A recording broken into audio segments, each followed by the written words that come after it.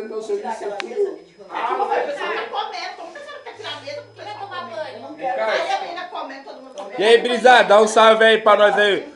Dá uma mensagem de feliz ano novo pra família aí. Feliz ano novo, prosperidade. É nóis, sempre. Saúde, É nóis na paz. vida, Eu tô aleluia. fazendo pose pra foto, tá filmando.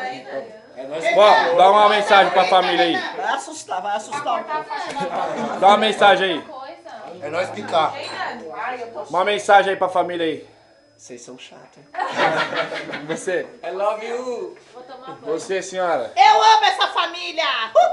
Você. Você é chata, hein, Eu Renan? detesto. Você, Damares. Eu não gosto do meu jeito. Eu ia ser o seu. Damares, você tem que dar um depoimento 2 vezes que você tá esperando o filho. Gente, vamos cantar uma música. Tinha aquela música lá. Essa família é muito unida. Vai, tia, canta. Amém, motorizada. Pam, pam. Dá uma mensagem aí pra família aí. Fala alguma coisa. Mas acabar feliz. Ela não, é muito chata. Vou chamar o Moisés. Fala alguma coisa aí, Sil.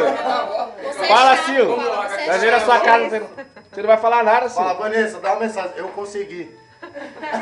Você, Brenda, manda um beijinho, faz um coraçãozinho pra câmera. Faz. Assim vai falar, não vejo a hora de vocês Manda um beijinho pro tio. Assim vai falar, não vejo a hora de vocês Simara vai falar assim. Minha namorada, vem, amor, fala alguma coisa. Não. Eu te fiz um voto que vocês fazem. Fala agora. Olha pra cá, pelo menos, Jéssica. Assim vai falar, velho, essa Gente. família é tão zincada que vieram pra cá, meu Aí, pai amor. ficou doente, vai se ferrar. Vixe. Esse daqui, ó, veio da Etiópia. Olha a fome que o bicho tá. Meu Deus do céu. Renata, fala uma mensagem pra família aí, ó. Fala uma mensagem de prosperidade pra família. Rê. A Priscila foi pra igreja. Ian House. Emily House. Filme o dedo dele. Filme o dedo dele. É esse aqui, ó. É o olho, é o olho. Calma, calma, calma. Normal.